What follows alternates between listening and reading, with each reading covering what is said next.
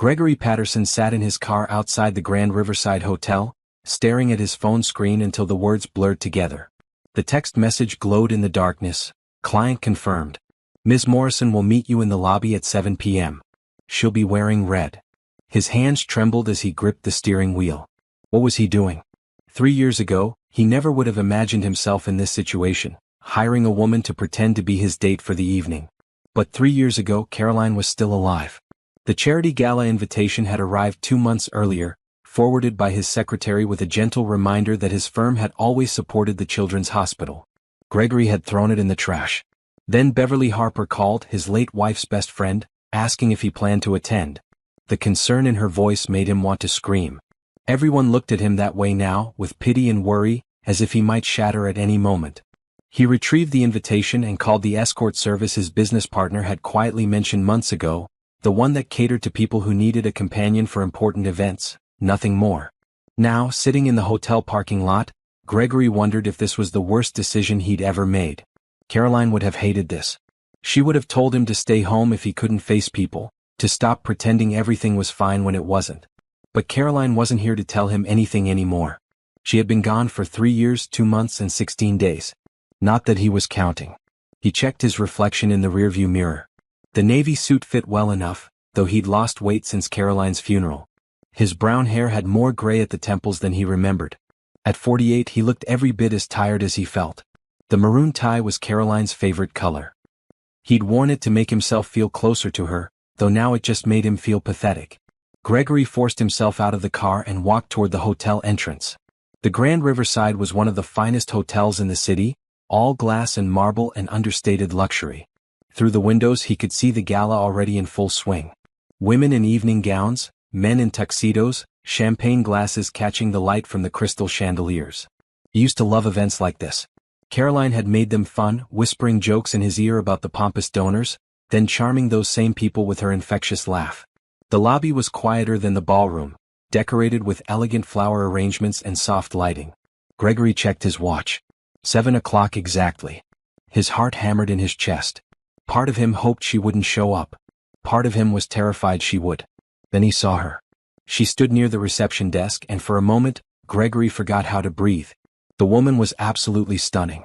Her red dress hugged her curves perfectly, elegant and sophisticated without being revealing. She was African American, with flawless dark skin and natural black hair styled in soft curls that framed her face. But it wasn't just her beauty that struck him. It was the way she carried herself, with quiet confidence and grace. She looked like she belonged at events like this, like she'd been born for them. Their eyes met across the lobby and she smiled.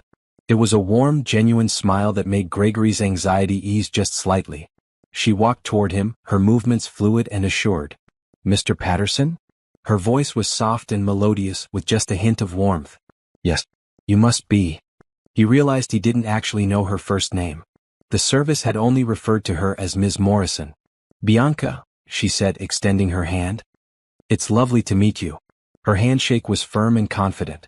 Up close, Gregory could see intelligence in her dark brown eyes, along with something else he couldn't quite identify. Sadness maybe. Or weariness. It surprised him. He'd expected someone playing a role, wearing a mask of cheerfulness. But Bianca looked at him like she actually saw him. "Thank you for coming," Gregory said, then immediately felt stupid. Of course she came. He was paying her. "I mean, I appreciate you helping me with this." "It's what I do," Bianca said simply. "Shall we go over a few details before we go in? It helps if we have our story straight." They sat in a quiet corner of the lobby. Bianca pulled out a small notepad and Gregory noticed her hands. They were elegant, with short, practical nails and no wedding ring. She wore minimal jewelry, just small diamond earrings and a simple watch. "Tell me about your wife," Bianca said gently. "What was her name?" The question caught Gregory off guard. The escort service had briefed her on the basics, he knew. Widower, 3 years, needs a date for a charity event. But asking about Caroline felt different, more personal. Her name was Caroline. Caroline Patterson. She died of breast cancer 3 years ago. The words came out flat, rehearsed from too many repetitions. "I'm sorry," Bianca said, and something in her tone made Gregory believe she meant it. "Were you together long?" 22 years. "We met in college." Gregory looked down at his hands. She would have loved this gala. She always supported the children's hospital. Bianca was quiet for a moment, writing something in her notepad. Then she looked up. I won't pretend to be Caroline.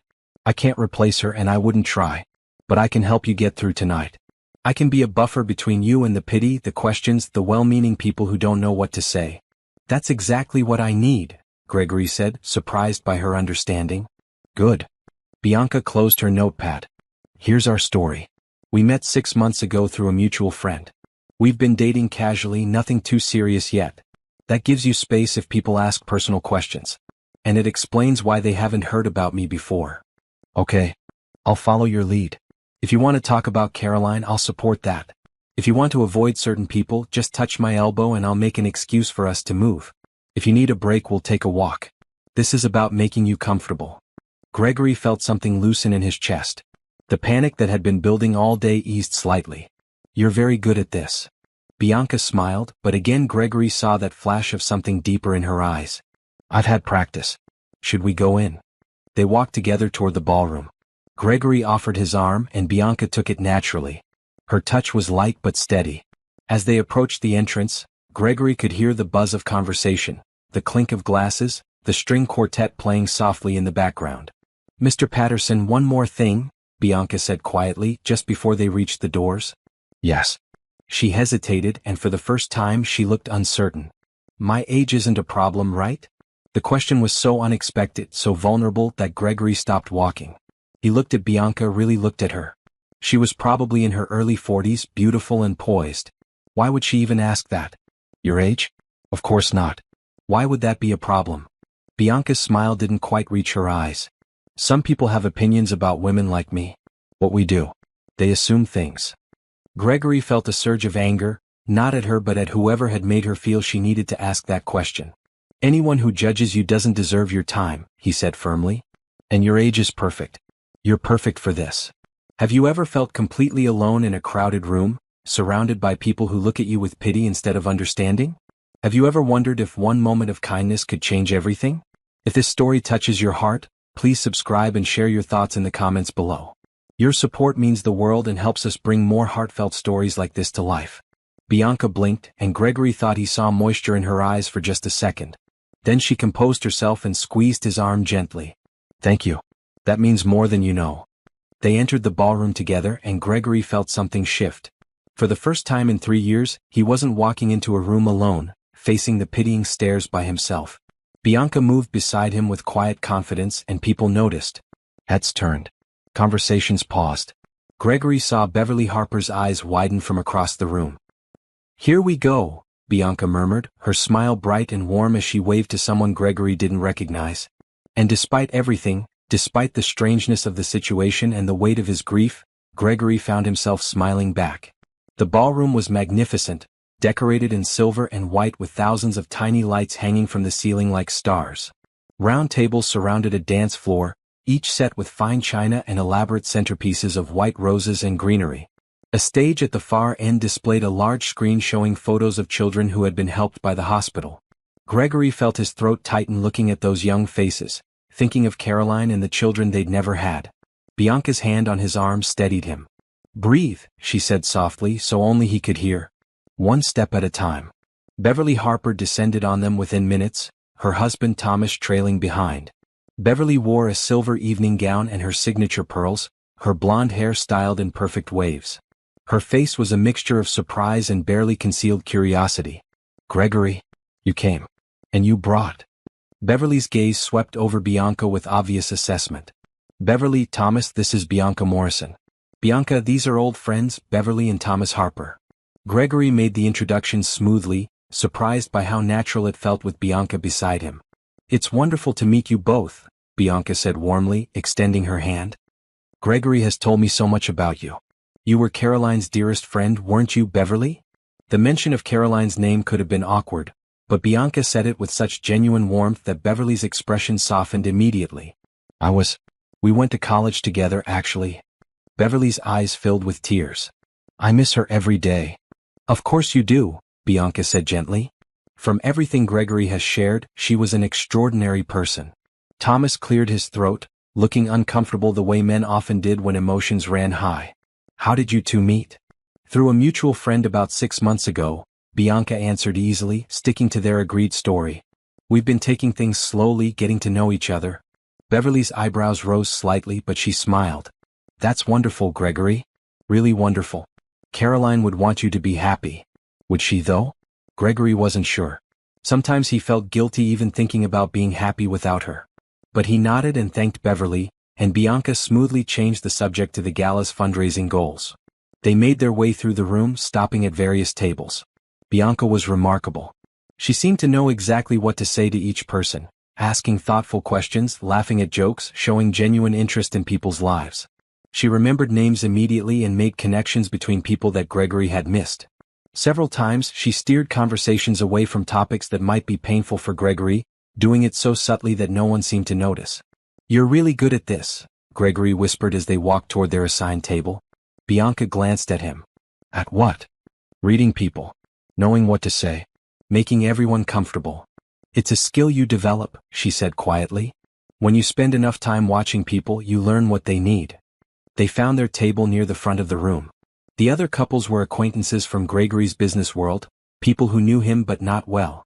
They expressed polite surprise at seeing him with a date, made small talk, and then thankfully turned their attention to the program beginning on stage. The event coordinator, a young Hispanic woman named Isabel Rodriguez, welcomed everyone and explained how the evening would proceed. Dinner first, then the auction and donation pledges followed by dancing. Isabel spoke passionately about the children's hospital, showing videos of young patients who had received life-saving care. Gregory felt Bianca go very still beside him. He glanced over and saw her watching the screen with an intensity that seemed almost painful. Tears gathered in her eyes, though she blinked them away quickly. Her hand, resting on the table, trembled slightly. Without thinking, Gregory reached over and gently covered her hand with his. Bianca looked at him, startled, then gave him a small, grateful smile. She didn't pull her hand away. Dinner was served, an elegant meal of grilled salmon and roasted vegetables. The conversation at their table was pleasant but superficial, the kind of talk that filled space without saying much. Gregory had always hated this part of formal events, the performing of social pleasantries. But with Bianca there it felt easier.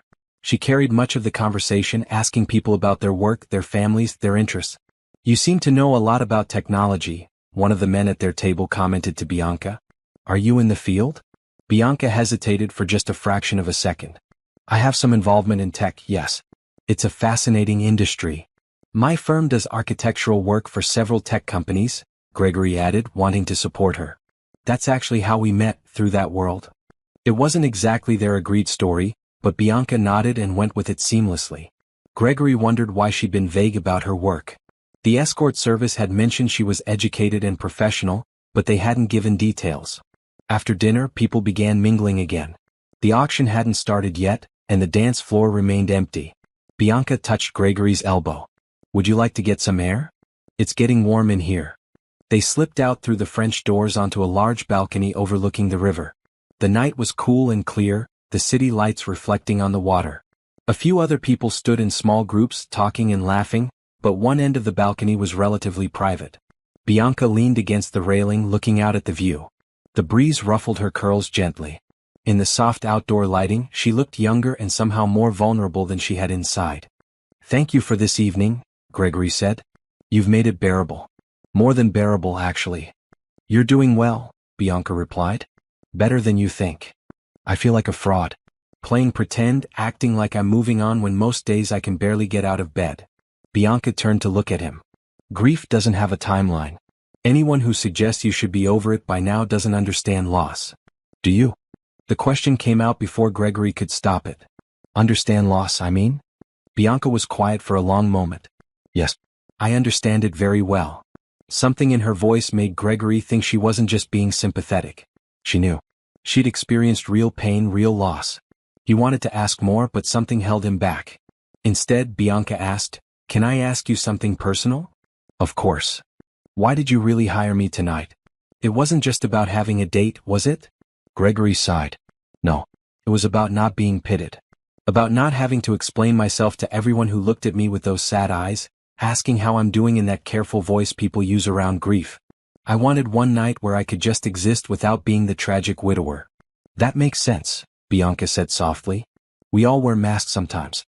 We all pretend to be something we're not, Or hide parts of ourselves we think others won't accept? Is that what you do? Gregory asked gently. In your work, I mean? Bianca smiled, but it was sad. Every single day, people see what they expect to see. A woman like me doing what I do, they make assumptions. They think they know my story, my reasons, my worth. What assumptions? That I'm desperate. That I have no other options. That I'm less than somehow. That my age makes me past my prime. That I should be ashamed of myself. Her voice remained steady, but Gregory heard the hurt underneath. That's why you asked me earlier, Gregory said, understanding dawning. About your age. Some clients have made it clear they think 42 is too old for this work. That I should retire, find something more respectable, stop embarrassing myself. Bianca looked down at her hands. My age isn't a problem, right? I meant it when I asked. I needed to know you didn't see me that way. Gregory felt anger rise in his chest again, sharp and hot. Those people are idiots. You're beautiful, intelligent, graceful. You've been kinder to me tonight than anyone has been in years. Your age isn't a problem. You're not a problem. Anyone who can't see your worth is blind. Bianca's eyes glistened with tears again. Thank you, she whispered. You have no idea how much I needed to hear that. They stood together in comfortable silence, looking out at the city. Gregory felt something shifting inside him, like ice beginning to thaw after a long winter. This woman beside him was more than he'd expected. She wasn't just playing a role. She was real, vulnerable, human. Can I tell you something? Gregory asked. Something I haven't told anyone? Please. I'm not okay. Everyone thinks I'm doing fine because I go to work, I pay my bills, I show up to things. But I'm not fine. I'm lonely and sad and angry, and I don't know how to be a person without Caroline. She was my compass, my purpose. Without her, I'm just drifting. Bianca reached out and took his hand. Her touch was warm and steadying. You're allowed to not be okay. You're allowed to drift for a while. But you're still here, Gregory. You showed up tonight even though it was hard. That takes courage. Or desperation, he said with a hollow laugh. Maybe both. But you're here. That matters. They stayed on the balcony for a while longer, talking about small things, safe things. Bianca told him about her favorite books, her love of old movies, her terrible singing voice. Gregory shared stories about his architecture work, the buildings he'd designed, the satisfaction of creating something lasting. They didn't talk about the heavy things, the painful things. They just talked like two people getting to know each other. When they finally went back inside, the auction was starting. Gregory felt lighter than he had in months, maybe years. And when Bianca slipped her hand into his as they walked back to their table, he didn't pull away. The auction was lively and competitive, with donors bidding enthusiastically on vacation packages, artwork, and exclusive experiences. Gregory had already decided to make a modest donation, enough to show support without drawing too much attention. He bid on a golf weekend package, losing to a real estate developer who drove the price up aggressively. Bianca watched the proceedings with interest, occasionally leaning close to whisper observations that made Gregory smile. She had a sharp wit, noticing small details about people's behavior that he would have missed. When a tech executive's wife bid $20,000 on a designer handbag, Bianca murmured, "She's trying to one-up the woman in blue at table 7. Watch, the blue dress will bid on the next item just to prove she can." Sure enough, when a luxury spa package came up, the woman in blue jumped in immediately, driving the price to an absurd level. Gregory found himself laughing, actually laughing for the first time in recent memory. "How do you know that?" he asked. "Body language. The way they keep glancing at each other. You can see the competition." Bianca smiled. "People are fascinating when you pay attention. You should be a therapist or a detective, not." He stopped, realizing how that sounded. "Not an escort?" Bianca finished calmly. "It's okay. You can say it. I didn't mean it as an insult." "I know." Bianca's expression was thoughtful. "But you're not wrong. I could have been many things. I chose this for reasons that might not make sense to most people." "Will you tell me why?" Gregory asked carefully. "If it's not too personal." Bianca was quiet for a moment, watching the auctioneer present a signed sports memorabilia collection. Then she spoke, her voice low enough that only Gregory could hear. "I don't need the money. That's the first thing people always assume, but it's not true. I do this work because it helps me feel human." "Does that sound strange?" "A little," Gregory admitted. "But I'm listening. My regular life is very structured, very demanding. I'm surrounded by people who want things from me, who see me as a means to an end. But when I do this work, when I help someone get through a difficult evening, I'm just a person connecting with another person. There's no agenda beyond kindness. Gregory studied her face. That's a beautiful way to look at it. But it must be hard sometimes. Dealing with people's assumptions, their judgments. It is. But the good moments outweigh the bad. Bianca turned to meet his eyes. Tonight has been a good moment. For me too, Gregory said honestly. I expected this evening to be torture. Instead, I'm actually enjoying myself. The auction continued, with items ranging from reasonable to ridiculous. A week at a beach house, a private cooking class with a celebrity chef, tickets to sold-out concerts. Gregory found himself relaxing, the tension that usually knotted his shoulders easing away. During a break in the bidding, Beverly Harper appeared at their table again, this time with 2 glasses of champagne. I thought you might need refreshments, she said, setting the glasses down. Her smile was genuine but curious. Bianca, could I steal you for just a moment? I wanted to introduce you to some of the other ladies. Gregory tensed, worried about leaving Bianca to face Beverly's inevitable questions alone. But Bianca squeezed his hand reassuringly. I'd love that, she said graciously, standing.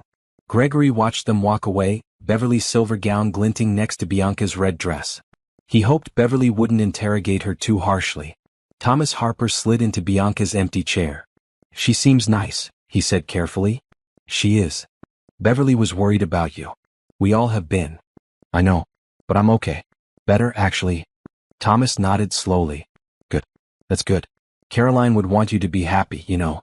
She told me that once, near the end. She made me promise to make sure you didn't spend the rest of your life alone. Gregory's throat tightened. She said that. She loved you.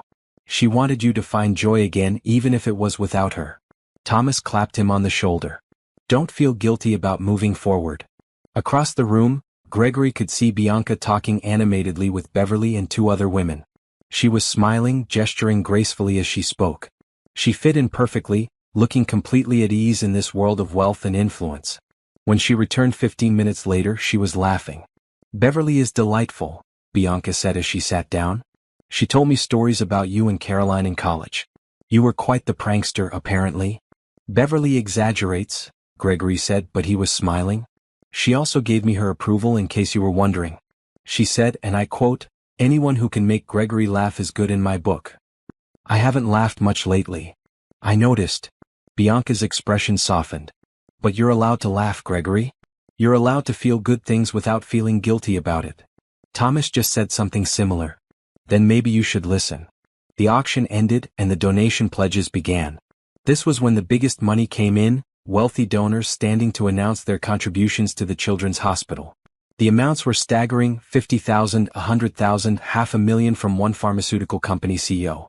Gregory had planned to donate 10,000, a decent amount that wouldn't draw too much attention.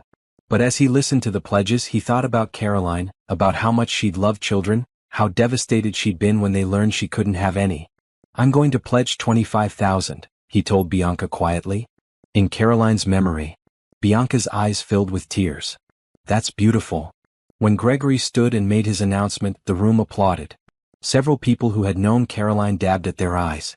Gregory felt emotion wash over him, grief and love and something else, something that might have been peace. As he sat down, Bianca took his hand again. She would be proud of you, she said softly. I hope so. The donation pledges continued. Then something unexpected happened. A tall African-American man in his 50s stood up, a doctor Gregory recognized as Dr. Franklin Washington, one of the hospital's cardiologists. I'd like to pledge $1 million, Dr. Washington said, his voice strong and clear. In honor of all the people who give without expecting recognition, who help others quietly and consistently. They remind us what true generosity looks like. The room erupted in applause. It was the largest single donation of the evening. Gregory glanced at Bianca and was startled to see tears streaming down her face. She wasn't making a sound, but her shoulders shook slightly. Bianca? Are you okay? She nodded, wiping her eyes quickly. I'm sorry. That was just very moving. But Gregory sensed there was more to it. The way she'd reacted to Dr. Washington's words, the specific mention of people who give without recognition, it seemed personal somehow. Do you know him? Gregory asked gently. Not directly. But I know his work. He's an extraordinary doctor. Bianca composed herself, though her eyes remained bright with tears. Excuse me for a moment. I need to visit the restroom. She stood and walked away quickly, her posture still graceful but somehow fragile. Gregory watched her go, confusion and concern mixing in his chest. What wasn't she telling him? Who was Bianca Morrison really? Gregory sat alone at the table watching the donation pledges continue. His mind spun with questions about Bianca. She was clearly well-educated and comfortable in high society settings. She'd made a comment earlier about being involved in technology, but had been vague about the details. And her reaction to Dr. Washington's donation had been intense, deeply emotional. Maybe she had worked with the hospital before. Maybe she'd lost someone she loved there, a child or a family member. That would explain her tears, her connection to the cause. Gregory felt guilty for prying even mentally. Everyone had their private pain. Bianca returned after about 10 minutes, her composure fully restored. Her makeup was perfect again, no trace of tears. She smiled at Gregory as she sat down. "Sorry about that," she said lightly. "I'm more emotional tonight than I expected." "Don't apologize. It's a moving event." The donation pledges wrapped up, with the total for the evening announced at over $3 million. Isabel Rodriguez thanked everyone enthusiastically, and the string quartet began playing dance music. The lights dimmed slightly, creating a more intimate atmosphere. "Would you like to dance?" Gregory asked, surprising himself. Bianca looked equally surprised but pleased. "I'd love to." They made their way to the dance floor where several other couples already swayed to the music. Gregory placed his hand on Bianca's waist, and she rested her hand on his shoulder. They fell into an easy rhythm, moving together naturally. "You're a good dancer," Bianca observed. "Caroline taught me. I used to step on her feet constantly when we first started dating. She was patient with me." "She sounds like a wonderful person." She was. She had this laugh that would just fill a room. People were drawn to her. "I always wondered what she saw in me." Bianca looked up at him. "I'm sure she saw exactly what I see. A kind, thoughtful man who cares deeply about people. Someone who shows up even when it's hard." "That's rare, Gregory." They danced in silence for a while, the music washing over them. Other couples moved around them, lost in their own worlds. Gregory found himself relaxing into Bianca's presence, enjoying the simple comfort of human connection. "Can I ask you something?" Bianca said after a few minutes. "Anything." "Why architecture? What made you choose that career?" Gregory smiled, thinking back. "When I was a kid, I used to build elaborate structures out of blocks, cardboard boxes, anything I could find. My parents thought I'd be an engineer. But I loved the creative side, the idea of designing spaces where people would live and work and create memories. Architecture felt like a way to leave something lasting in the world." "Have you designed buildings I would know?" "Maybe. I did the Patterson Tower downtown, the technology hub on 5th Street, several office complexes. Nothing famous but solid work." "Patterson Tower? That beautiful building with the glass atrium?" Bianca's eyes widened. "I've been there. It's stunning." "You have?" Gregory felt pleased. "What did you think of the design?" "The natural light, the way the space flows, it's brilliant. Whoever designed it understood that buildings should serve people, not just function as boxes to put people in." Gregory felt a flush of pride. "That's exactly what I was trying to achieve. Most people don't notice those details." "I notice details," Bianca said softly. "It's what I do." They continued dancing, and Gregory found himself studying Bianca's face. She was beautiful, yes, but it was more than that. There was intelligence in her eyes, depth and complexity. She moved through the world with purpose and grace. How had she ended up doing escort work? She could clearly do anything she wanted. "Your turn," Gregory said. "Tell me something about your work. Your real work, I mean whatever that is." Bianca tensed slightly in his arms. "What makes you think I have other work?" "Everything about you. The way you talk about technology, your knowledge of design and business. You're not just an escort. There's more to your story." "Observant," Bianca murmured. "Yes, I have another life. A very different life. But I prefer to keep them separate." "Why?" "Because in one life I'm seen as a commodity. People value me for what I can do for them. In the other life, at least I get to choose who I help and how." She paused. "Does that make sense?" "I think so. But it sounds lonely." Bianca's expression turned sad. "It is. Very lonely. I'm surrounded by people every day, but I rarely feel truly seen or understood." "I understand that feeling," Gregory said quietly. "After Caroline died, I was drowning in sympathy and casseroles and well-meaning advice. But no one really saw me. They saw their idea of grief, their expectations of how I should act. not the actual person trying to survive each day. Exactly, Bianca said, her grip on his shoulder tightening slightly. You understand. The song ended and another began, slower and more melancholic. Other couples left the dance floor but Gregory and Bianca stayed. They swayed together, barely moving, just existing in the moment. Thank you for tonight, Gregory said. For being here, for being real with me. I know this is your job, but it feels like more than that. It is more than that, Bianca replied. This is the most genuine conversation I've had in months, maybe years. You don't want anything from me except honesty. That's incredibly rare in my world. What do people usually want from you? Bianca sighed. Money, access, status, connections. Sometimes just validation of their own importance. But you just want company, understanding. That's a gift. They danced for 2 more songs, neither wanting to break the spell. The ballroom had mostly emptied out, with donors heading home or gathering in small groups for final conversations. Beverly waved at them from across the room, mouthing something about leaving soon. I should probably say goodbye to people, Gregory said reluctantly. Of course. They left the dance floor and spent the next 20 minutes making rounds. Gregory thanked the organizers, congratulated Dr. Washington on his generous donation, and endured Beverly's knowing smile. Bianca handled it all with grace, charming everyone she spoke with. Finally, they walked together toward the hotel exit. The cool night air felt refreshing after the warmth of the ballroom. Gregory's car was in the parking garage, but he found himself reluctant to end the evening. Can I walk you to your car? He offered. I actually took a car service. But I'd appreciate the company while I wait for it. They stood together under the hotel's covered entrance, watching other guests retrieve their vehicles and drive away. The valet staff hurried back and forth, the sounds of the city night surrounding them. Tonight exceeded my expectations, Gregory said. By a lot. Mine too, Bianca admitted. I thought this would be just another event, just another lonely person needing a companion. But you're different. How? You're kind. You listen. You see me as a person, not a service. Bianca looked up at the sky, though the city lights obscured most of the stars. That's rare in my experience. Then you've been dealing with the wrong people. Bianca laughed softly. Probably true. A black sedan pulled up and the driver rolled down the window. Miss Morrison? That's me, Bianca confirmed. She turned to Gregory. Thank you again for a lovely evening. Thank you. For everything.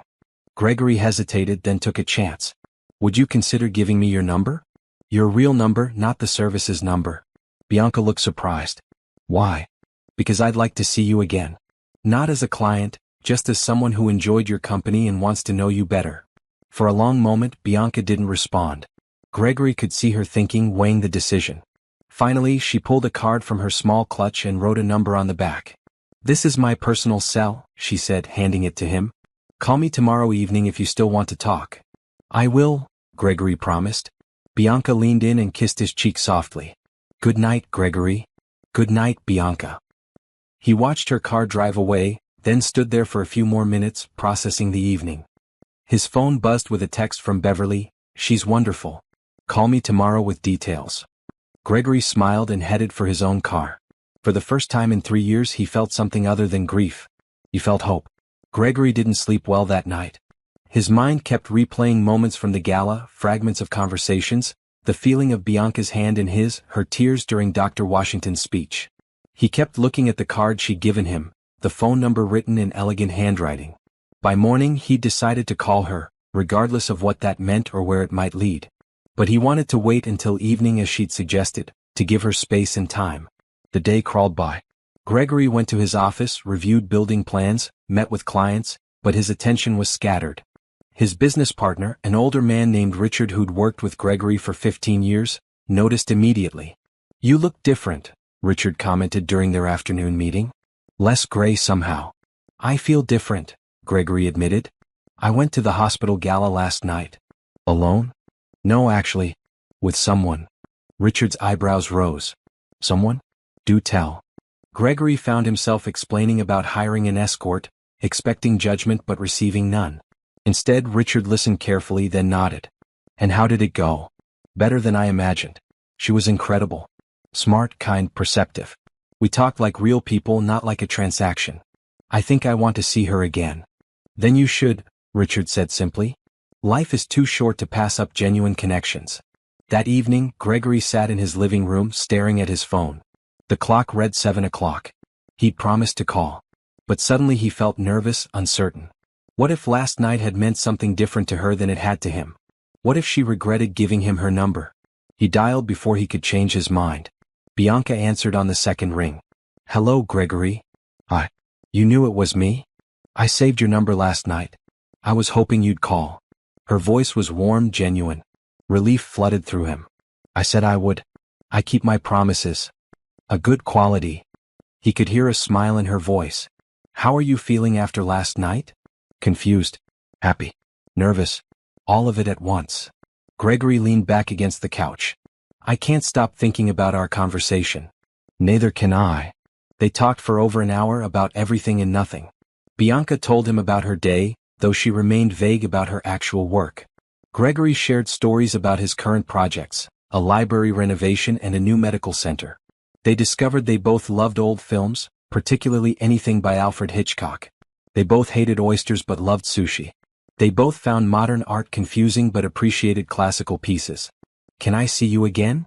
Gregory asked finally. "Not at an event, just for coffee or dinner?" Bianca was quiet for a moment. "I'd like that. But there's something you should know first." "What?" "I'm not who you think I am. My life is complicated, Gregory. If we see each other again, things will get complicated for you too." "I don't mind complicated," Gregory said. "Simple hasn't been working out for me." Bianca laughed, a genuine sound of delight. "Okay then. Let's meet for dinner tomorrow. Do you know the River Cafe? The expensive place by the water? That's the one. 7 o'clock.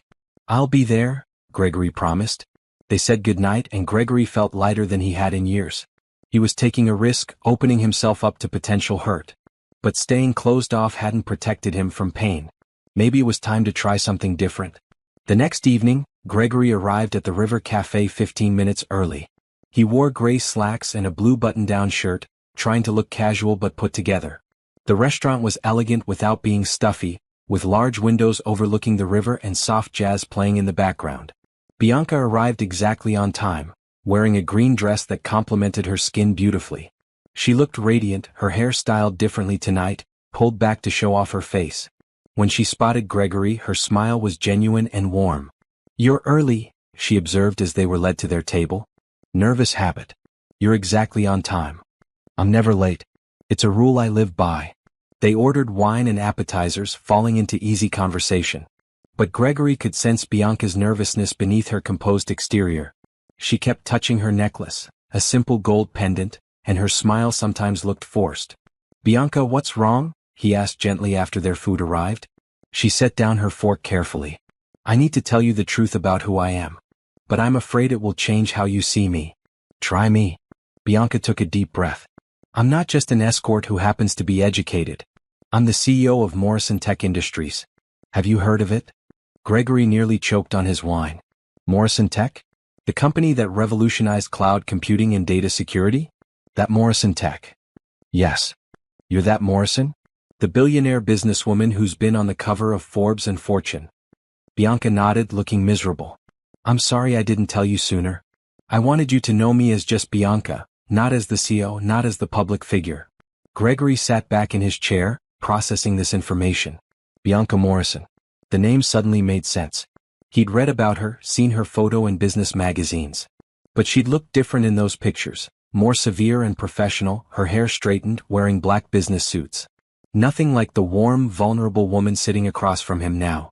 "Why do you do escort work if you're a billionaire CEO?" Gregory asked, genuinely confused.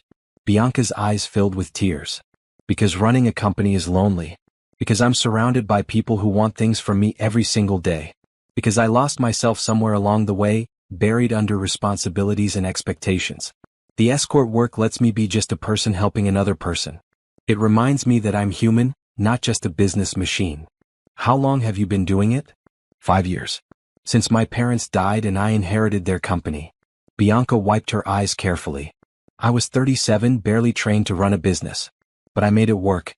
I grew the company, made smart decisions, became successful. And I became incredibly lonely." Gregory reached across the table and took her hand. "Thank you for telling me. I know that wasn't easy." "You're not angry I lied?" "You didn't lie. You just didn't tell me everything right away. That's different. Gregory squeezed her hand gently. Can I ask you something? Anything. At the gala, when Dr. Washington made his donation and talked about people who give without recognition, you cried. Does he know about your charitable work? Bianca looked startled. How did you know? I didn't. But your reaction was too intense to be random. You give to the Children's Hospital, don't you? I funded 3 new wings, covered medical costs for dozens of families, and established a research grant, Bianca admitted quietly. But I do it anonymously. I don't want people knowing. They already think I'm trying to buy good publicity. That's why Dr. Washington's words affected you. He was acknowledging your work without knowing it. Yes, Bianca whispered. It was the first time I felt seen for that part of myself in a long time. They talked for hours, their food growing cold as they shared their stories. Bianca told him about her parents, immigrants who built a small tech company from nothing. She described taking over after their sudden death in a car accident, the overwhelming pressure, the constant scrutiny. She explained how she'd stumbled into escort work almost by accident, attending an event for a friend's company and ending up helping a nervous executive get through a difficult presentation. I realized I was good at it, Bianca said. Reading people, helping them feel comfortable. And it felt good to be valued for that instead of for my money or business connections. Gregory shared more about his life with Caroline, the good years and the terrible final months of her illness. He talked about the guilt he felt for still being alive, for sometimes going hours without thinking about her, for considering moving on. She wanted you to move on, Bianca said firmly. From everything you've told me, she loved you too much to want you frozen in grief forever. I know. But knowing and feeling are different things. They are. Believe me, I understand that better than most. As they finished their meal, Gregory felt something settle in his chest. This was real. Whatever was happening between him and Bianca, it was genuine and honest. Complicated, yes, but real. Where do we go from here? He asked. Bianca smiled. I don't know. But I'd like to find out together. They left the restaurant and walked along the river, talking and laughing. Bianca told him about a disastrous meeting where her assistant had accidentally ordered lunch from a pet food company. Gregory shared stories about buildings that went hilariously wrong during construction. They were just 2 people enjoying each other's company, the mask stripped away. When Gregory walked Bianca to her car, a sleek silver sedan that probably cost more than his house, she turned to face him. Thank you for not running away, she said softly. Thank you for trusting me with the truth, Gregory replied. Bianca stood on her toes and kissed him, a real kiss this time, gentle and sweet and full of promise. When she pulled back, they were both smiling. I'll call you tomorrow, Gregory said. I'm counting on it. He watched her drive away, then stood there for a long moment, marveling at how his life had changed in just 2 days. He'd gone to that gala expecting misery and found connection instead. He'd hired an escort and discovered a kindred spirit. Maybe, just maybe, life was full of second chances after all. Over the next 2 weeks, Gregory and Bianca saw each other as often as their schedules allowed. They went to movies, took walks in the park, had quiet dinners at out-of-the-way restaurants. Bianca was careful about being seen in public, worried about paparazzi and business reporters. But gradually she relaxed, trusting that Gregory valued her privacy as much as she did. They talked about everything. Bianca opened up about the pressures of running a multi-billion-dollar company, the constant decisions that affected thousands of employees, the weight of responsibility. Gregory shared his struggles with rebuilding his life after loss, the small victories and frequent setbacks. I lost a major client 6 months after Caroline died, Gregory admitted one evening as they walked through the botanical gardens. I couldn't focus, made mistakes in the design. They went with another firm. It nearly destroyed my business. But you survived, Bianca pointed out. Barely. Richard, my partner, covered for me. We lost money, lost reputation. We're still recovering. Gregory sighed.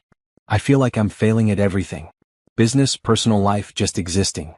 You're not failing. You're recovering. That's different.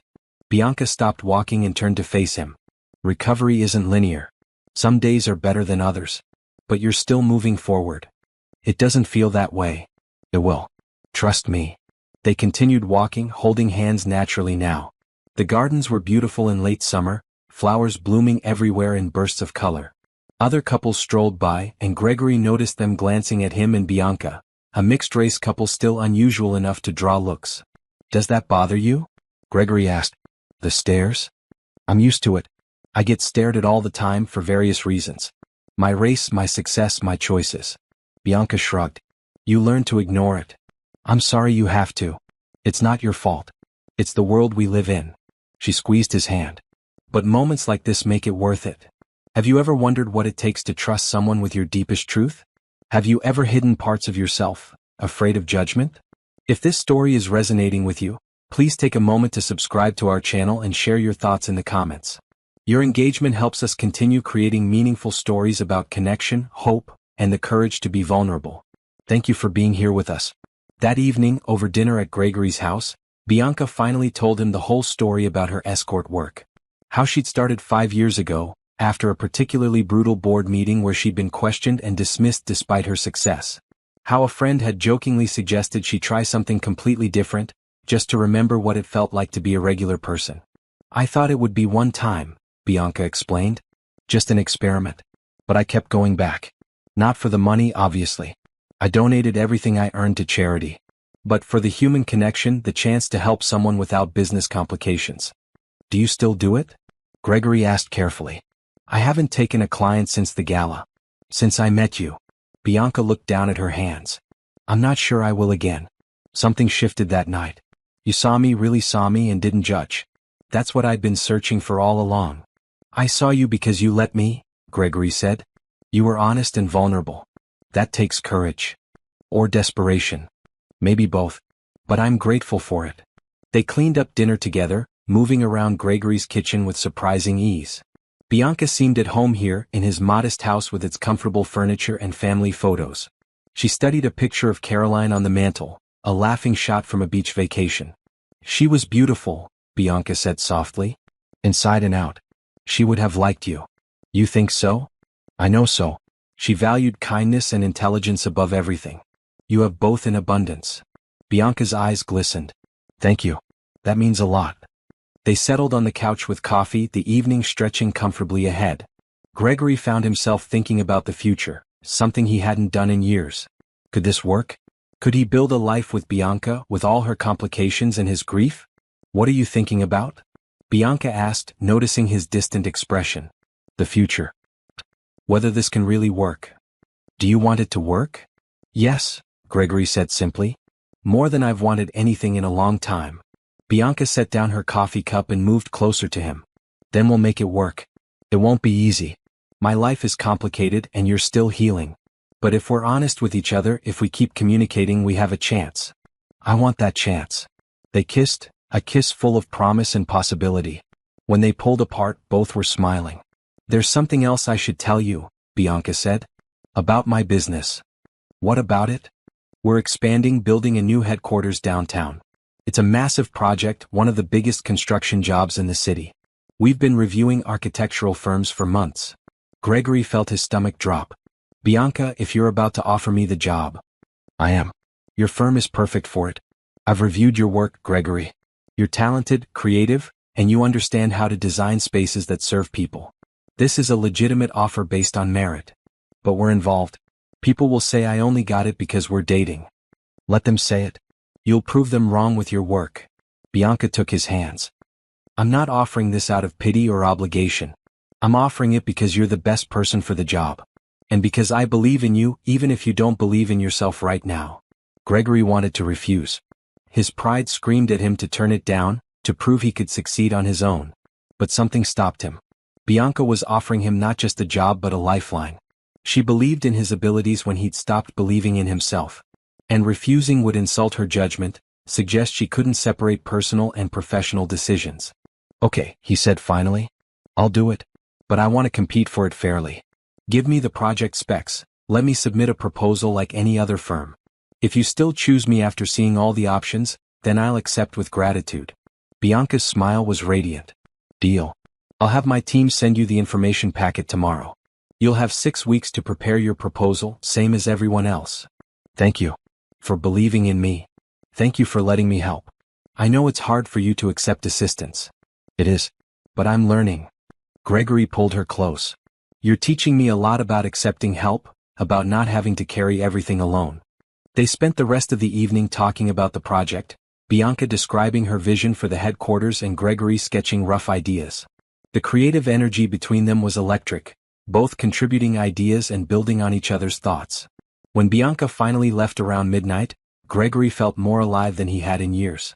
He had a purpose beyond just surviving. He had hope for the future. And he had someone who believed in him, someone he was beginning to care about deeply. That night, Gregory slept peacefully for the first time since Caroline's death, dreaming not of the past but of possibilities yet to come. The next morning, Gregory arrived at his office energized and focused. Richard noticed immediately, commenting that Gregory looked 10 years younger. When Gregory explained about the Morrison Tech headquarters project, Richard nearly fell out of his chair. Morrison Tech? Bianca Morrison? The same woman from the gala? Richard's eyes were wide. Gregory, that's $100 million project. Maybe more. It could save our firm. I know. But we have to earn it. She's giving us a fair chance to compete, nothing more. Still, it's an incredible opportunity. Richard grabbed Gregory's shoulders. We're going to give this everything we have. Let's show them what Patterson Architecture can do. They spent the next week reviewing the project specifications that Bianca's team sent over. The headquarters would be a 15-story building in the downtown tech district, housing over 2,000 employees. Morrison Tech wanted cutting-edge design with sustainability features, collaborative workspaces, and natural light throughout. The budget was substantial, but the expectations were even higher. Gregory threw himself into the design work with passion he hadn't felt in years. He sketched concepts late into the night, experimenting with different structural approaches. He wanted something bold but functional, beautiful but practical. He wanted to create a space where innovation could flourish, where employees would feel inspired and valued. Richard handled the technical specifications while Gregory focused on the creative vision. They brought in their best engineers and designers, assembling a team that could turn Gregory's ideas into reality. Everyone in the firm seemed energized by the project, working longer hours without complaint. Meanwhile, Gregory continued seeing Bianca whenever they could arrange it. They were careful to keep their relationship separate from the business proposal. Bianca recused herself from reviewing Gregory's submissions personally, leaving that to her architecture selection committee. It was important to both of them that the decision be based purely on merit.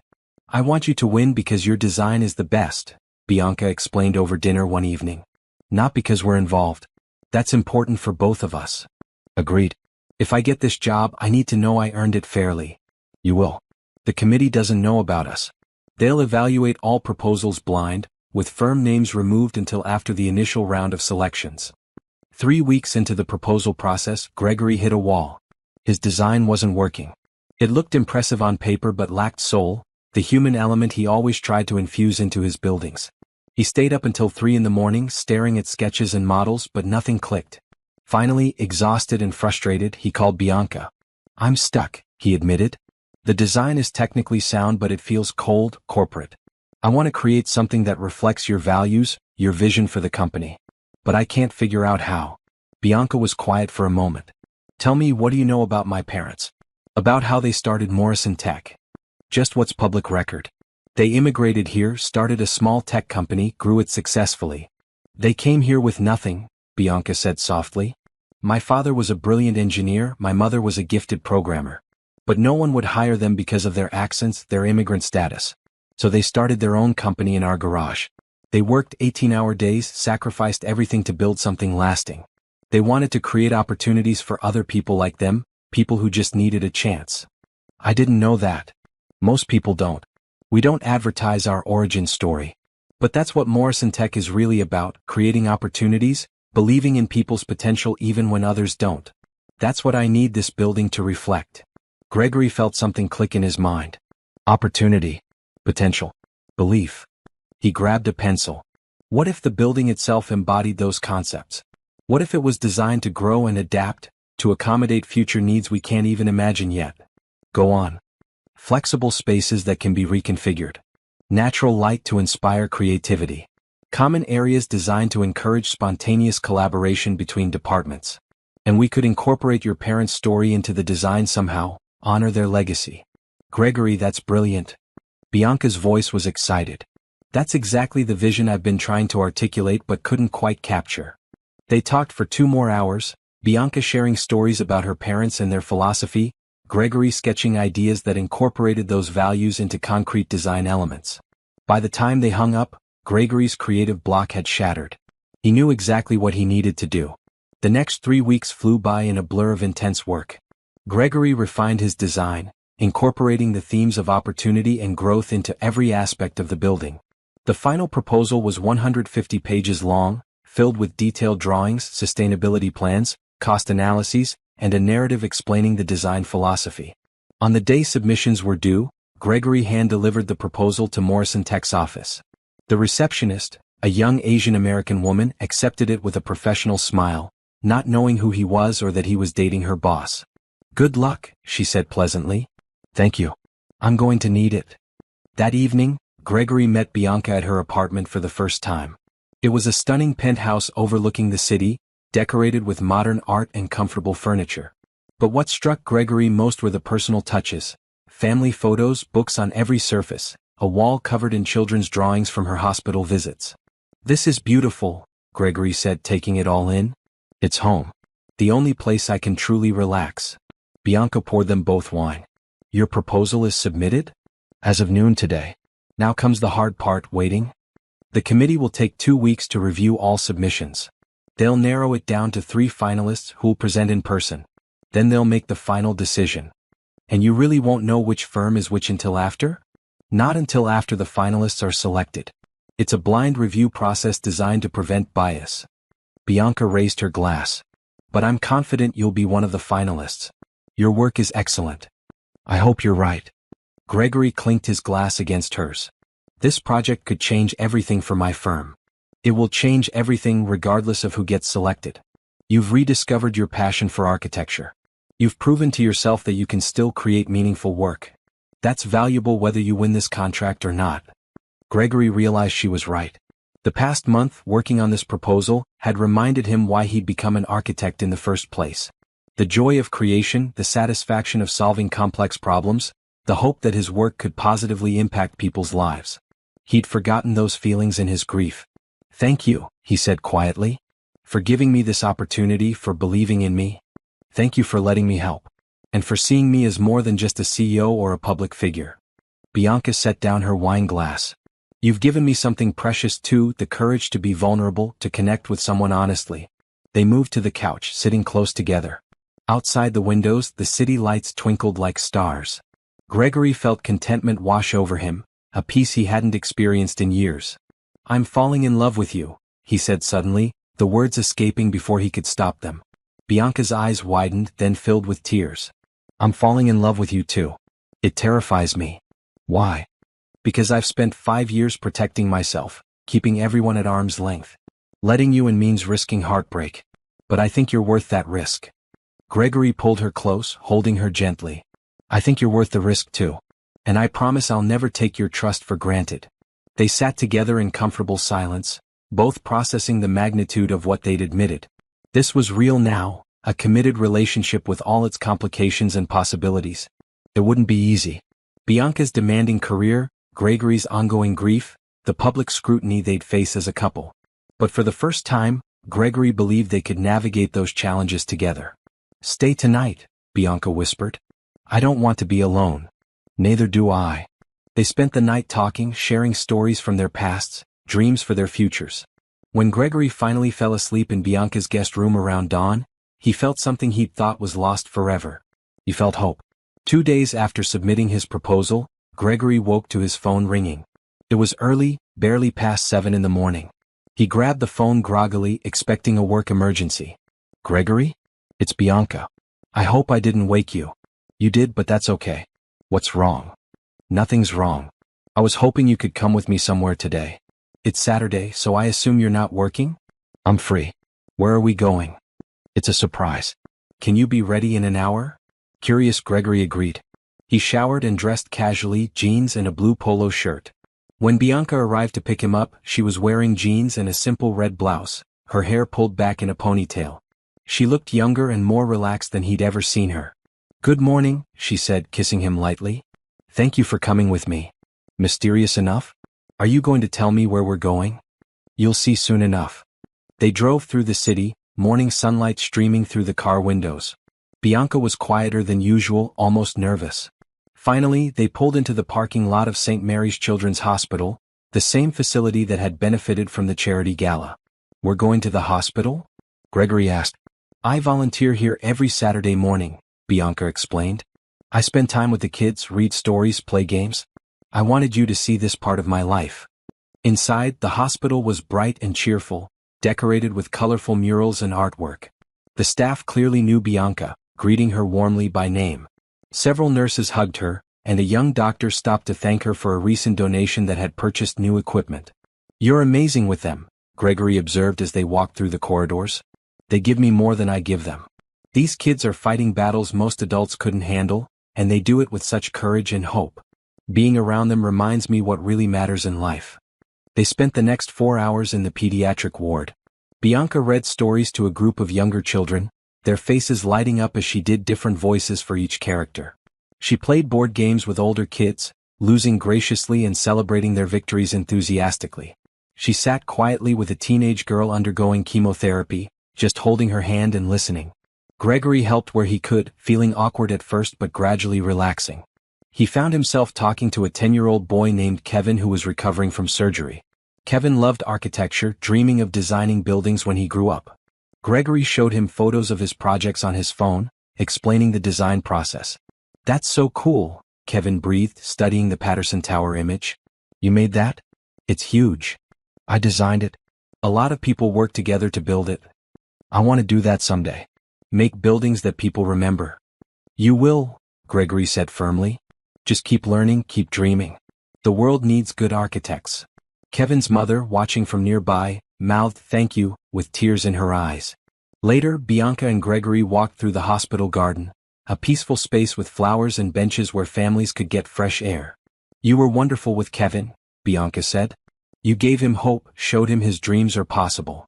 He's a great kid, brave and smart. I hope he makes it. He will. His prognosis is good.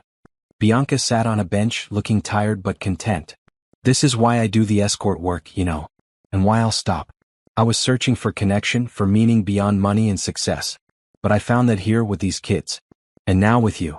You're going to quit the escort work completely? I already have. I submitted my resignation to the service 2 weeks ago. Bianca took Gregory's hand. That chapter of my life is over. I don't need it anymore. I have other ways to connect, to help people. A small voice interrupted them. Miss Bianca? They turned to see a little girl, maybe 6 years old, with a bald head and a hospital gown. She held a stuffed bunny and looked at them shyly. Hello, Emma, Bianca said warmly. How are you feeling today? Better. The doctor said I can go home next week. Emma looked at Gregory curiously. Is that your boyfriend? Bianca glanced at Gregory then smiled. Yes, he is. This is Mr. Gregory. Hi, Mr. Gregory. Are you nice to Miss Bianca? I try to be, Gregory said seriously. She deserves someone who's very nice to her. Emma nodded approvingly. Good. Miss Bianca is the best. She reads the funny voices and brings us books and never forgets our names. She sounds pretty special, Gregory agreed. She is. Emma hugged her bunny. When I grow up, I want to be just like her. Helping people and being kind. Bianca's eyes filled with tears. She knelt down and hugged Emma gently. You're already kind, sweetie. You have the most important part already. Emma skipped away after a nurse called for her, and Bianca wiped her eyes. Sorry? I get emotional here sometimes. These kids just have such pure hearts, such unshakable hope. It humbles me. It should humble all of us, Gregory said. They face things we can't imagine and still find reasons to smile. They stayed at the hospital until early afternoon, then drove to a quiet cafe for lunch. Over sandwiches and coffee they talked about the morning. Thank you for bringing me, Gregory said. For sharing that part of your life with me. Thank you for coming. And for being so good with the kids. Kevin won't stop talking about you, according to his mother. He reminded me why I became an architect. To create things that inspire, that give people something to dream about. I'd lost sight of that. You're finding it again, Bianca observed. I can see it in your work, in the proposal you submitted. You're remembering your purpose. Gregory realized she was right. Somewhere along the way, between meeting Bianca and working on the Morrison Tech proposal and spending time with sick children who still believed in the future, he'd started healing. The grief wasn't gone. It would never be gone. Caroline would always be part of him. But the suffocating weight of that grief had eased, making room for other emotions. Joy. Hope. Love. I never thought I'd feel this way again, he admitted. After Caroline died, I assumed I'd just exist for the rest of my life. Going through motions, surviving but not living. You've changed that. You've changed it, Bianca corrected gently. I just reminded you that you're allowed to feel good things. You chose to open yourself up to take the risk. That takes courage. Or desperation. Bianca laughed. Maybe both. But it's working. They spent the rest of the day together, driving to the beach and walking along the shore. The weather was perfect, sunny but not too hot, with a gentle breeze. They talked about everything and nothing, completely comfortable in each other's company. As the sun began setting, painting the sky in shades of orange and pink, Gregory pulled Bianca close. I love you, he said simply. I know it's fast, but I love you. You make me want to be fully alive again. Bianca smiled, tears streaming down her face. I love you too. So much it scares me. But I'm choosing to be brave, to believe this is real and lasting. They kissed as the sun set, and Gregory felt something shift permanently inside him. He was moving forward, not forgetting Caroline but honoring her by choosing to live fully. And he was doing it with a woman who challenged him, supported him, and saw him completely. Whatever happened with the Morrison Tech proposal, whatever challenges lay ahead, Gregory knew he'd be okay. Because he'd remembered how to hope, how to love, how to believe in better tomorrows. The call came on a Tuesday afternoon, 2 weeks after Gregory submitted his proposal. He was in his office reviewing sketches when his secretary buzzed him. Mr. Patterson, Morrison Tech is on the line. They want to schedule a presentation. Gregory's heart raced. Put them through. A woman's voice, professional and efficient, explained that his firm had been selected as one of 3 finalists. They were invited to present their proposal to the Architecture Selection Committee the following week. Gregory thanked her, managed to sound calm and professional, then immediately called Richard. We're in. Gregory shouted. We made it to the final 3. Richard whooped loudly, and Gregory heard the entire office cheering in the background. They'd all worked so hard on this proposal, and making it to the finals was a victory regardless of what happened next. That evening, Gregory met Bianca at a small Italian restaurant. She was already seated when he arrived, looking beautiful in a maroon dress. Her eyes sparkled with barely contained excitement. I heard, she said as soon as Gregory sat down. Congratulations. The committee was very impressed with your proposal. You're not supposed to know yet, Gregory pointed out, though he was grinning. I found out through official channels. My assistant told me 3 firms were selected for final presentations. Bianca took his hand. But she didn't tell me which firms. That information stays confidential until after the presentations. It feels surreal. We haven't landed a project this big in years. You earned it. Your design was one of the strongest proposals they received, and they received over 20. Bianca squeezed his hand. But the hard part is still ahead. The presentation has to be perfect. For the next week, Gregory and Richard prepared obsessively. They built a detailed scale model of the proposed headquarters. They created a presentation that walked through every aspect of the design, from the structural engineering to the sustainability features to the symbolic elements honoring Bianca's parents' legacy. They practiced their delivery dozens of times, refining every word and gesture. Bianca offered to help, but Gregory declined, wanting to keep that boundary clear. She respected his decision, though she clearly wanted to be involved. I trust you, Gregory said. But I need to do this part on my own. It's important that I win or lose based on my own merit, not because you coached me. I understand. Just know that I believe in you completely. The day of the presentation arrived, sunny and warm. Gregory wore his best suit, navy with a maroon tie in tribute to Caroline. Richard wore charcoal gray. They arrived at Morrison Tech's current headquarters an hour early, using the time to review their notes one final time. The building was impressive, a modern glass structure in the tech district. Inside, everything was sleek and efficient, with open workspaces and collaborative areas. Gregory could see Bianca's influence in the design, the emphasis on community and creativity. They were led to a large conference room where the Architecture Selection Committee waited.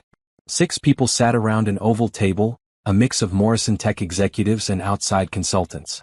Gregory scanned the faces, relieved that Bianca wasn't there.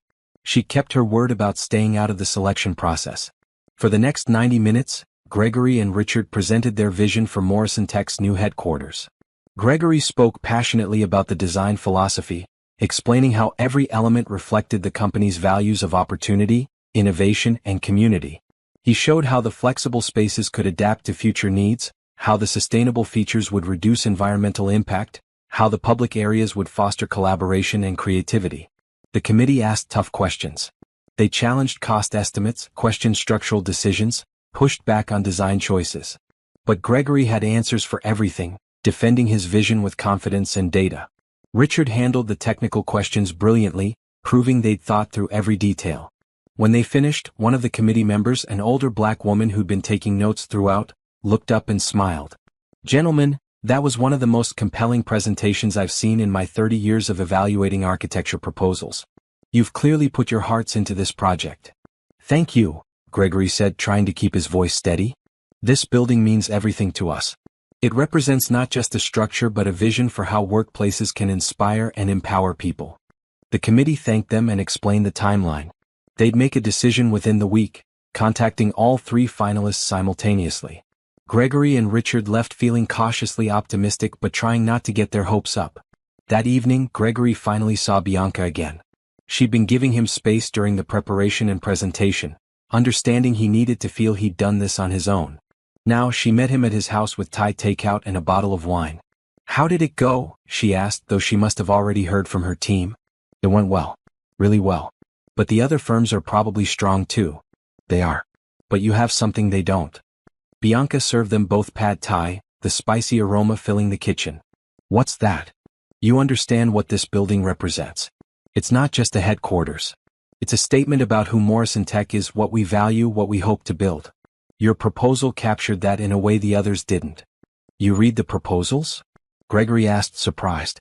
After the finalists were selected, yes. The committee sent them to me for final input. "And yours was extraordinary, Gregory. The story about my parents, the way you wove their journey into the building's design, it moved me to tears. I wanted to honor them.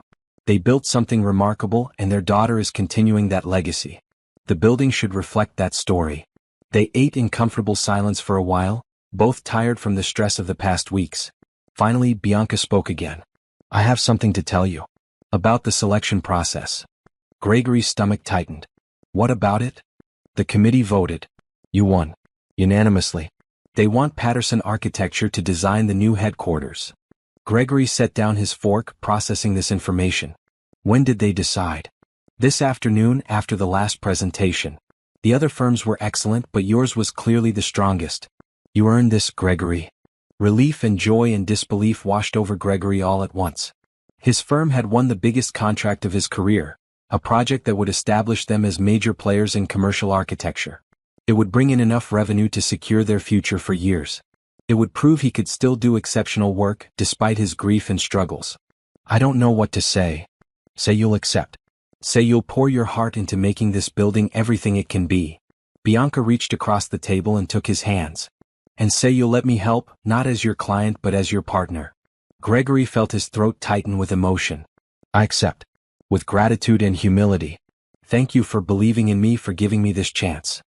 Thank you for trusting me enough to let me help. I know it wasn't easy for you."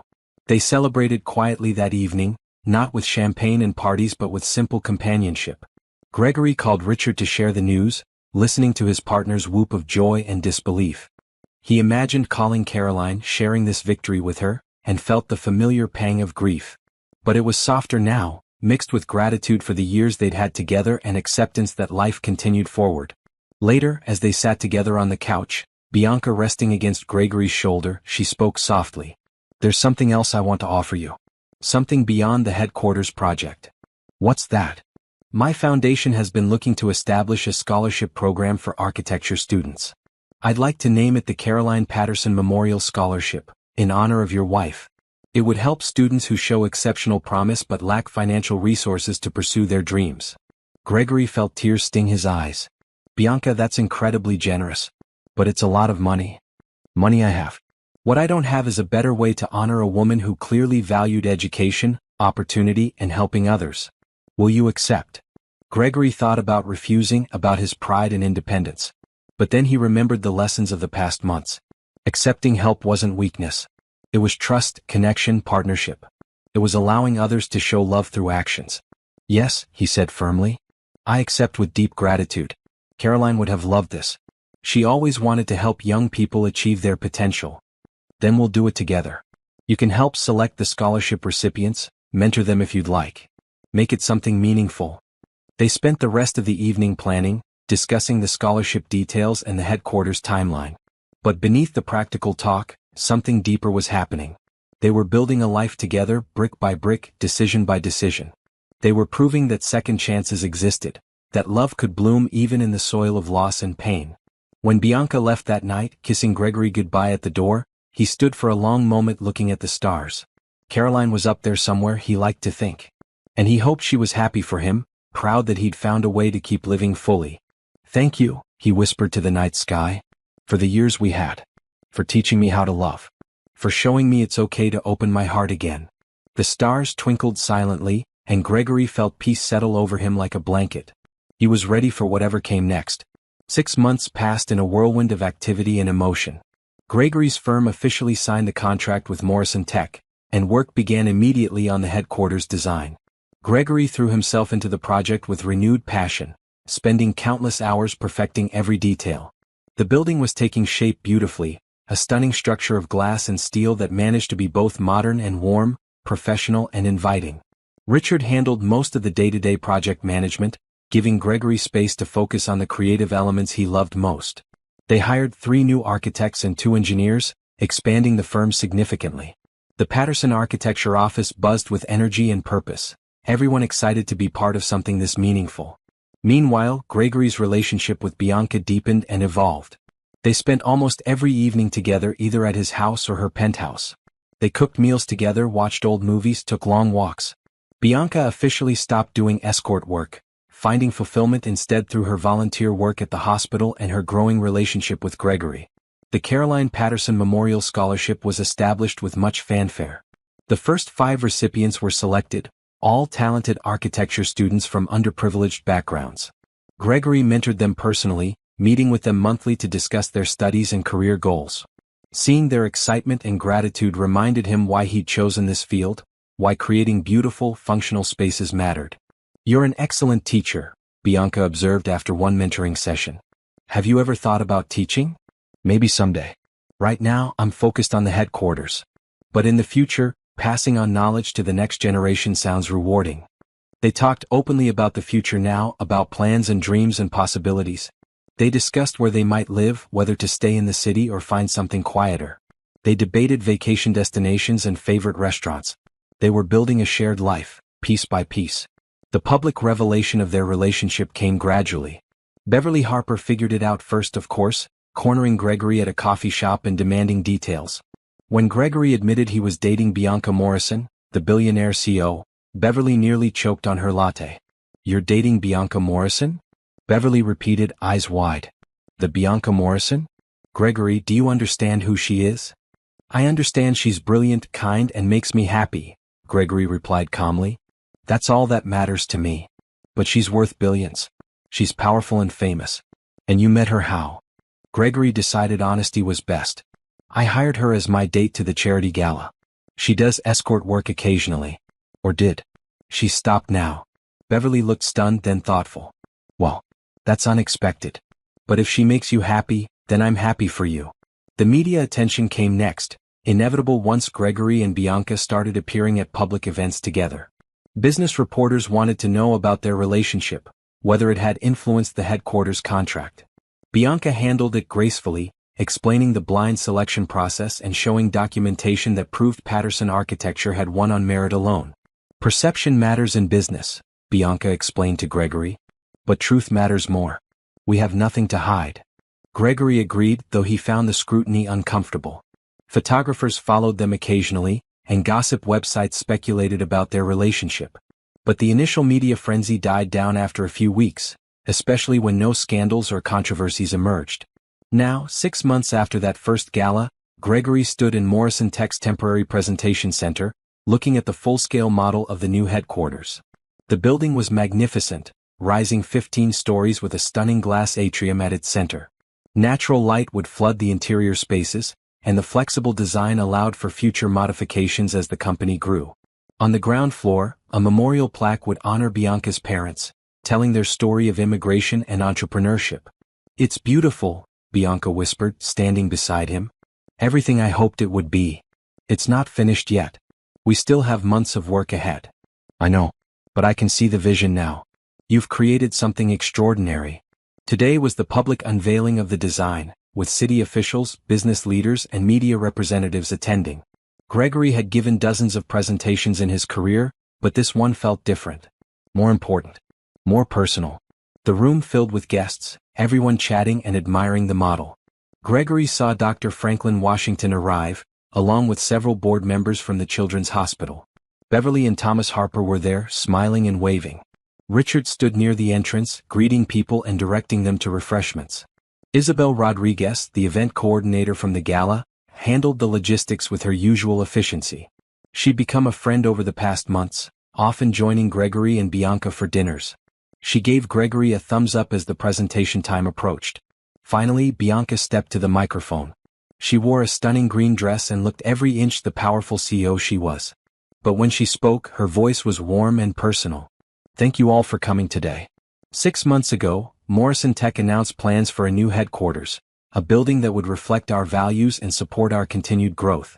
We received over 20 proposals from excellent architecture firms. But one proposal stood out, not just for its technical merit but for its vision and heart. Patterson Architecture understood that this building is more than just a workplace. It's a statement about who we are and what we believe in. Bianca gestured to Gregory, who stepped forward nervously. I'd like to introduce Gregory Patterson, the lead architect on this project. He's going to walk you through the design and explain the thinking behind it. Gregory took the microphone, his hands shaking slightly. He glanced at Bianca, who gave him an encouraging smile. Then he looked out at the crowd and began to speak. This building is a story, Gregory said. It tells the story of 2 immigrants who came to this country with nothing but talent and determination. It tells the story of their daughter, who inherited their company and grew it into an industry leader. And it tells the story of everyone who will work in this building, creating innovations that will shape our future. For the next 30 minutes, Gregory explained the design philosophy, highlighting features that embodied Morrison Tech's values. The flexible workspaces that could adapt to changing needs. The sustainability features that minimized environmental impact. The collaborative areas designed to foster creativity and community. The memorial to Bianca's parents, honoring their journey and sacrifice. The audience was captivated, asking thoughtful questions and offering enthusiastic applause. Several people approached Gregory afterward, complimenting the design and requesting his firm's contact information for future projects. Richard was beaming, already talking to potential clients. But the moment Gregory would remember most came at the end of the event. As guests were leaving, a young Asian American woman approached him. She introduced herself as Rebecca Chin, the tech reporter who'd recognized Bianca at the gala months ago. Mr. Patterson, that was an inspiring presentation. May I ask you a personal question? Of course. How did you and Ms. Morrison meet? I've heard various rumors, but I'd like to know the truth. Gregory glanced at Bianca, who was talking with Dr. Washington nearby. He thought about lying, protecting her privacy. But they'd decided months ago to be honest if asked directly. We met at a charity event. She was working as an escort that evening, and I had hired her as my date. We connected genuinely, discovered we had a lot in common, and started seeing each other. Rebecca's eyebrows rose. That's quite a story. It is. And it's the truth. Bianca is an extraordinary woman who happened to do escort work for personal reasons, not financial necessity. She stopped that work now, but I'm grateful she was doing it that night. Otherwise, I might never have met her. And the headquarters contract? Was awarded through a blind selection process. My firm competed fairly against other qualified candidates and won based on the strength of our proposal. You're welcome to review the documentation if you'd like to verify that. Rebecca nodded slowly. I believe you. Thank you for being honest. It's refreshing. We have nothing to hide. Bianca and I love each other. That's what matters. Rebecca thanked him and walked away, presumably to write her article. Gregory felt relieved, glad they'd been forthright. The truth was always simpler than trying to maintain lies. As the last guest departed, Bianca joined Gregory by the model. You were wonderful, she said, slipping her hand into his. Thank you. For everything. For this opportunity, for believing in me, for being patient while I healed. Thank you for opening your heart, for taking a chance on us. They stood together in the empty presentation center, admiring the model of the headquarters. Construction would begin in 2 months, with completion targeted for 18 months later. It was a massive undertaking, but Gregory felt ready for the challenge. What are you thinking about? Bianca asked. The future. How a year ago I couldn't imagine having one. And now I can't wait to see what comes next. Speaking of the future, Bianca said, her voice suddenly nervous. I have something to ask you. Before Gregory could respond, Bianca reached into her purse and pulled out a small velvet box. She opened it to reveal a simple platinum band. Gregory's heart stopped. Bianca, what? I know this is supposed to go the other way with you proposing to me, but I've never been traditional and I don't want to wait. Gregory Patterson, you've changed my life. You've shown me what real partnership looks like, what it means to be truly seen and valued. You've helped me find purpose beyond business success. I love you more than I thought possible and I want to spend the rest of my life with you. Will you marry me? The room seemed to tilt and spin. Gregory looked at Bianca, at her hopeful, vulnerable expression, at the love shining in her eyes. He thought about Caroline, about the life they'd shared and the grief that had nearly destroyed him. He thought about Bianca, about how she'd pulled him back from the edge and shown him joy was still possible. Yes, he said, his voice breaking with emotion. Yes, I'll marry you. I love you, Bianca. You've given me back my life. Bianca slipped the ring on his finger, tears streaming down her face. They held each other tightly, both crying and laughing at the same time. I was so afraid you'd say no, Bianca whispered. Never. You're the best thing that's happened to me in years. Maybe ever. They kissed, a long, tender kiss full of promise and commitment. When they finally pulled apart, both were smiling through their tears. Should we tell people now? Gregory asked, looking at the ring on his finger. Let's wait a bit. Enjoy this moment, just the two of us. Bianca took his hand. Come on. Let's go home. They walked out of the presentation center together, hand in hand into the bright afternoon sunshine. Photographers were still lingering outside, hoping for a good shot. They raised their cameras as Bianca and Gregory emerged. Ms. Morrison. Mr. Patterson. Any comment on the headquarters design? Bianca glanced at Gregory, her eyes sparkling with mischief. Actually, yes. We have an announcement. Gregory's eyes widened. Bianca, we said we'd wait. I changed my mind. Life's too short for waiting. Bianca turned to the reporters, her voice clear and strong. Gregory Patterson has agreed to marry me. We're engaged. The reporters erupted with questions, cameras flashing furiously. But Gregory barely noticed. He was looking at Bianca, at the woman who'd taken a broken, grieving man and helped him remember how to hope, how to love, how to live. Are you sure about this? He asked quietly, even as reporters shouted questions around them. I've never been more sure of anything, Bianca replied. I love you, Gregory. I want the world to know it. Gregory pulled her close and kissed her again, ignoring the cameras and questions. This was their moment, their story, their future. And for the first time in years, that future looked bright and full of possibilities. Later that evening, after escaping the reporters and fielding dozens of congratulatory calls, Gregory and Bianca sat together on her penthouse balcony, watching the city lights twinkle below. Gregory couldn't stop looking at the ring on his finger, still processing everything that had happened. Are you okay? Bianca asked, noticing his quiet contemplation. I'm more than okay. I'm happy. Actually, genuinely happy. Gregory turned to face her. A year ago, I thought happiness was something in my past, something I'd lost forever with Caroline. But you've shown me I was wrong. Happiness isn't something that happens once and then ends. It's something we choose over and over every day. That's beautiful, Bianca said softly. It's true. And I choose this, Bianca. I choose us. Every single day. They sat together under the stars, planning their wedding, discussing their future, dreaming about all the possibilities ahead. And somewhere in the night sky, Gregory imagined Caroline smiling down at him, happy that he'd found love again, proud that he'd chosen to keep living fully. Life wasn't about forgetting the past or pretending pain never happened. It was about honoring what came before while embracing what came next. It was about finding courage in the darkest moments and hope in unexpected places. It was about kindness, compassion, and the transformative power of love. Gregory had learned all of this through his journey with Bianca, and he would carry these lessons forward into their shared future. Together, they would build a life as solid and enduring as the buildings Gregory designed. Together, they would create something beautiful and lasting. And it all started with a simple question at a charity gala. My age isn't a problem, right? That moment of vulnerability had opened doors neither of them expected. It had led to connection, understanding, healing, and ultimately love. Sometimes the bravest thing we can do is show our true selves, fears and all, and trust that someone will see us, accept us, and choose us anyway. Bianca and Gregory had chosen each other, and in doing so, they'd created something rare and precious. A second chance at happiness. A new beginning built on honesty, respect, and genuine partnership.